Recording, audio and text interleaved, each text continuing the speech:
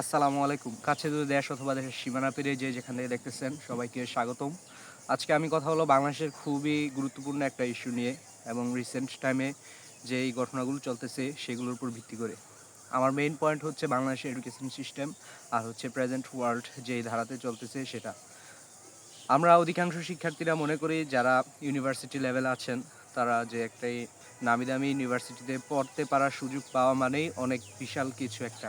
হ্যাঁ, অবশ্যই আপনি যখন একটা ইউনিভার্সিটিতে পড়বেন, যেমন ঢাকা ইউনিভার্সিটি আছে, চিটাগং ইউনিভার্সিটি, রাজশাহী ইউনিভার্সিটি, এরকম নাম করা যেই ৩০-৩৫টা বিশ্ববিদ্যালয় বাংলাদেশে রয়েছে সেগুলোতে যদি আপনি চান্স পান এবং পড়াশোনা করেন অবশ্যই আপনি মেধাবীদের তালিকার অন্যতম শীর্ষে বলা যায়।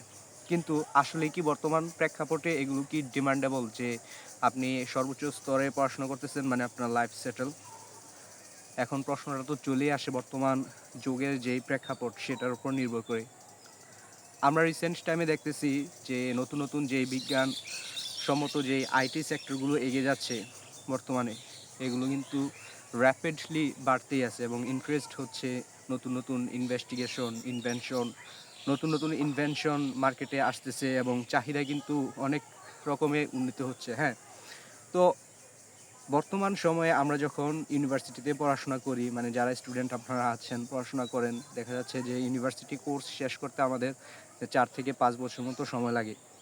কেউ যে নির্দিষ্ট টপিক্সের উপর পড়াশোনা করেন তার অবশ্যই একটা উদ্দেশ্য থাকে যে ইন ফিউচার আমার এটার উপর আমার ভবিষ্যৎ রয়েছে। কিন্তু বর্তমান সময়ে এআই এর যে একটা আবিষ্কার এবং এটা যেভাবে চারিদিকে বৃদ্ধি পাচ্ছে এবং নতুন নতুন আবিষ্কার আরও এর মধ্যে চলে আসতেছে, এটা কিন্তু আসলে অনেকটা ভাবার বিষয়। দেখা যাচ্ছে যে আমরা ইউনিভার্সিটিতে পড়াশোনা করার পর 3 থেকে 4 বছর তো বাংলাদেশে চলে যে অনার্স লেভেল, হ্যাঁ, সেটা শেষ করার পর যখন আমরা ফিউচারে জবের জন্য অ্যাপ্লাই করব এবং আমাদের যে উদ্দেশ্যটা থাকে সেটা 4 বছর পর দেখা গেছে যে আর মার্কেটে ভ্যালুটা আর ওইরকম থাকে না। হ্যাঁ, তো দেখা যাচ্ছে যে আমরা যখন ইউনিভার্সিটিতে পড়াশোনা করি 4-5 বছর পর মানে আমাদের যে ফিউচারটা হবে সেটা যখন সময় আসে তখন দেখা যাচ্ছে যে এই জিনিসটার ভ্যালু নাই। হ্যাঁ, এখন এই সমস্যা আসলে সমাধান করার উপায়টা কি অ্যাকচুয়ালি?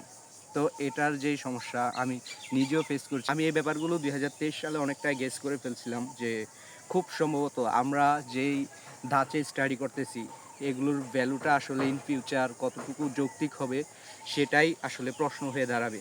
তো আমার আজকের টপিকসটা হচ্ছে যে আমরা যেই টপিক্সের উপর পড়াশোনা করি অনার্স লেভেলে, হ্যাঁ, যারা স্টুডেন্ট আপনারা আছেন, বিশেষ করে আমার ফেসবুক ফ্রেন্ড লিস্টে কিন্তু বাংলাদেশের অনেক জায়গার ভাই ব্রাদার্স কানেক্টেড আছেন, মানে যুক্ত আছেন আমার ফ্রেন্ড লিস্টে। তারপর হচ্ছে দেশের বাহিরেরও অনেক ইন্টারন্যাশনাল স্টুডেন্ট আছেন। আপনারাও হয়তো আমার চেয়ে আরও বেশি ভালো জানেন, জানারই কথা।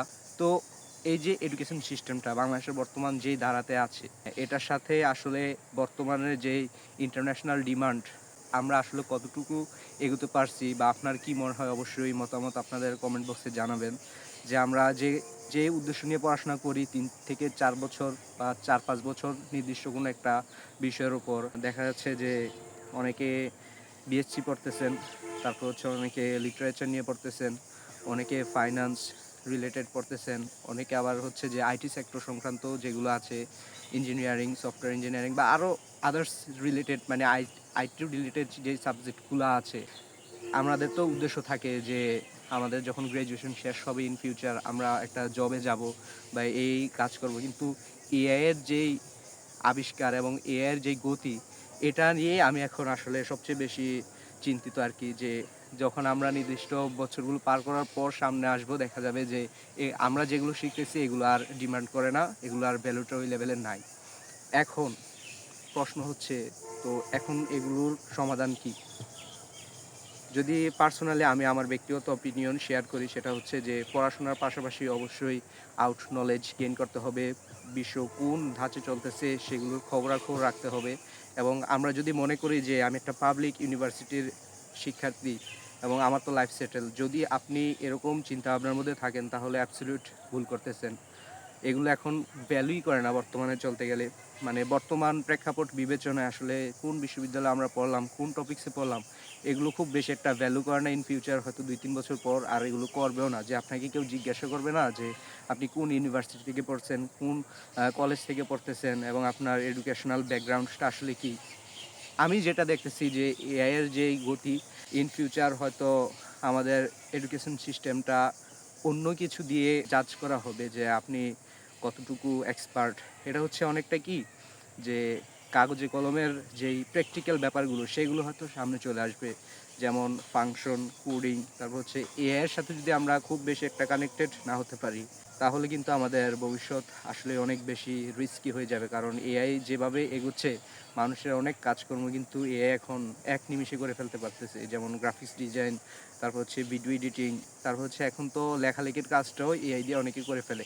হ্যাঁ, আমি এটা বলতেছি না এআই মানুষের ঊর্ধ্বে, এআই কখনোই মানুষের ঊর্ধ্বে যেতে পারবে না। কিন্তু বেসিক যেই ব্যাপারগুলো আছে, এগুলোতে দেখা যাচ্ছে যে ১০০ জন মানুষ একটা কোম্পানিতে জব করতেছে এই রিলেটেড ব্যাপারগুলোতে, সেখানে এআই এর আবিষ্কার হওয়ার পর দেখা গেছে যে প্রায় ৭০ জনই বাতিল করে দেওয়া হয়েছে।